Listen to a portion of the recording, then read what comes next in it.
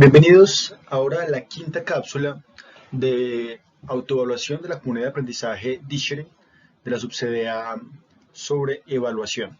Ciclo de apertura 2021, programa Todos Aprender.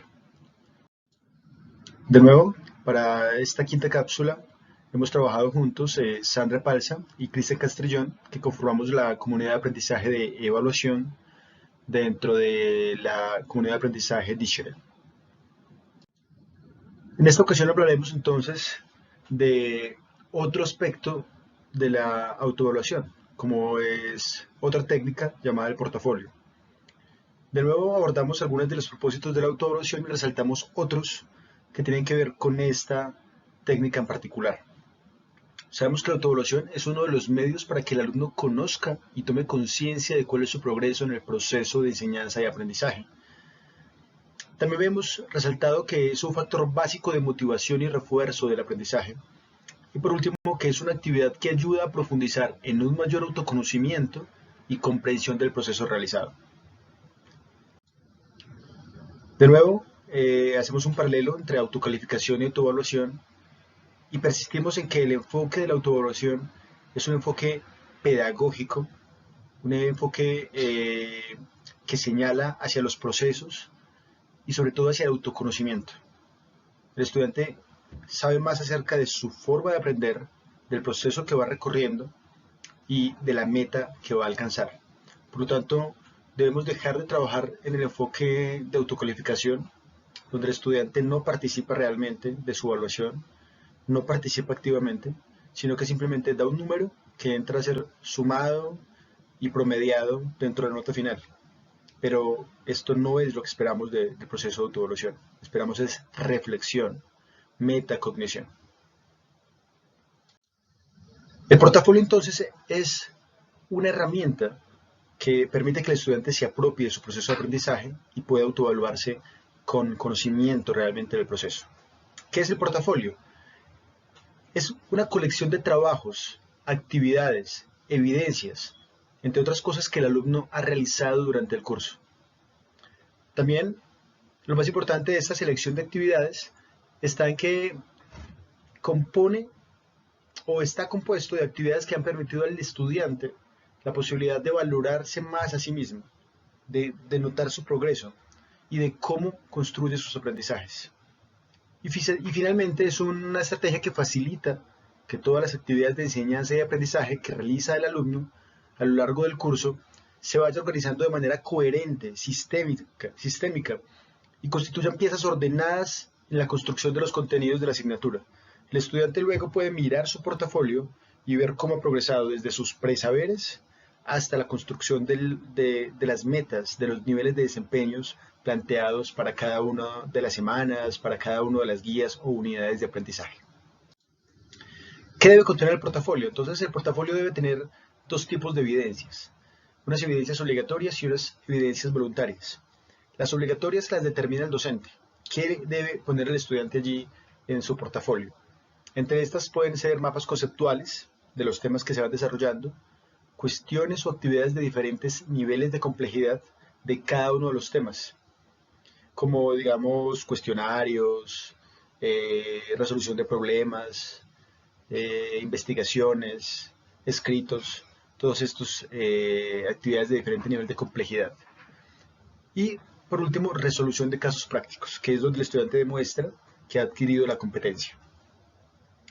Entre las evidencias voluntarias entonces, son aquellas que el estudiante decide incluir, bien sea porque ha realizado actividades de ampliación de su conocimiento en algunos temas de su interés o porque ha desarrollado interrelaciones entre diferentes aspectos propios de la asignatura, es decir, construcciones que él mismo ha decidido desarrollar para mejorar su comprensión. Entre ellas pueden ser, como dice allí, investigaciones de temas de interés. La idea es promover que el estudiante se apasione por el aprendizaje. Y si él te presenta en el aula una inquietud que permita que él amplíe más su conocimiento, pues motivarlo. Ven, investiga sobre eso y lo incluyes en el portafolio. El docente puede incluso apoyar esos procesos de investigación autónomas del estudiante. ¿Para qué sirve entonces el portafolio? Miramos allí algunos teóricos y lo que ellos dicen con respecto a la utilidad del portafolio. Vemos que uno dice que promueve la reflexión del alumno sobre su propio aprendizaje. No solamente es una colección para acumular trabajos en una carpeta, tiene que promover la reflexión. También dice que permite definir objetivos con claridad y que los alumnos los conozcan. Ayuda, por tanto, a centrarse en las tareas de enseñanza-aprendizaje. El docente plantea los objetivos de una unidad de aprendizaje, las evidencias que se van a recolectar de esa unidad, los niveles de desempeño que el estudiante puede ir recorriendo a lo largo del proceso de aprendizaje y cómo van a haber evidencias puntuales en cada uno de esos niveles de desempeño. Entonces el estudiante va a ser consciente de cómo esos objetivos se van a ir haciendo realidad a medida que progresa con los trabajos que el docente plantea.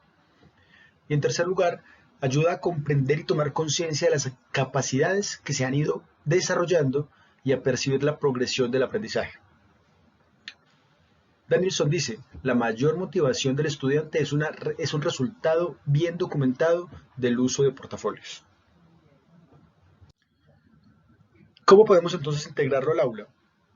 En la cápsula anterior hablamos acerca del plan semanal y una de las estrategias del plan semanal fue este recuadro, que es un recuadro que dijimos que era el más complejo, el que más casillas tenía para la reflexión del plan semanal. Pues bien, este plan semanal podría ir incluido con el portafolio, de tal manera que el estudiante anexe actividades semanalmente al portafolio, pero además por medio del formato de plan semanal haga análisis, comentando qué aprendió, qué dificultades tuvo, cómo puede mejorar. Por lo tanto, podríamos hacer una integración de ambas estrategias, del plan semanal y del portafolio, para que el estudiante se apersone de sus responsabilidades, pero además reflexione y haga metacognición a partir de ellas. Aspectos indispensables para aplicar el portafolio. Tenemos entonces que los criterios de valoración se hacen explícitos a los alumnos antes de evaluar el portafolio. El estudiante tiene que saber qué criterios va a tomar el docente a la hora de ver las evidencias de aprendizaje. También que debemos explicitar y comunicar a los estudiantes los objetivos que se requieren alcanzar en la unidad didáctica, la lección o el tema. También que es importante que el estudiante comente los documentos que ha incluido en el portafolio. Es decir, ya lo habíamos dicho en las diapositivas anteriores, no es una mera recolección de actividades en una carpeta. Es un proceso donde el estudiante comenta esos documentos, dice para qué le sirvieron, qué aprendió con ellos, cómo ha avanzado, qué dificultades presentó, qué siente que ha entendido y qué cree que le falta. Pero además tiene que discutirlo con el docente, tiene que haber momentos de reflexión entre el docente y el estudiante, de ese análisis del portafolio, donde el estudiante sepa que argumentando ante el docente su proceso puede influir en su calificación, en su nota final, en su evaluación. Porque el docente puede ver más profundamente cómo va el proceso metacognitivo del estudiante. También sabemos que hay unos criterios de valoración del portafolio que el docente debe dejar claros. Entre ellos están que el docente debe ver la relación entre los preconceptos del estudiante y la elaboración final. Es decir, ¿qué sabe el estudiante ahora? ¿Cómo lo ha ido aprendiendo? ¿Qué dificultades ha tenido? Por ende, decíamos que es importante que el estudiante comente los documentos que va anexando al portafolio. Sabemos también que otro criterio es la presencia de la integración de las diferentes fuentes de información. Es decir, si el estudiante hizo lecturas y eso le permitió mejorar el desarrollo de sus actividades, cómo tuvo presente los apuntes que tomó de la clase, de la explicación del docente, cómo tuvo en cuenta las discusiones grupales y la construcción del conocimiento que se da en el aula. También la relevancia del contenido de las evidencias en relación con los contenidos básicos del programa. Cómo eso que se va agregando al portafolio realmente contribuye a la progresión de los aprendizajes planteados en el currículo, en el programa de clases del área. Y finalmente, otro criterio es que el docente tenga presente las valoraciones, las críticas y las propuestas que el estudiante hace de mejora, tanto a nivel personal como para el aula, para la clase, porque hace parte de esa reflexión que el portafolio debería permitir que se hiciera. Muchas gracias por asistir a esta quinta cápsula y esperamos que podamos implementarlo en la autoevaluación de los estudiantes en nuestras instituciones.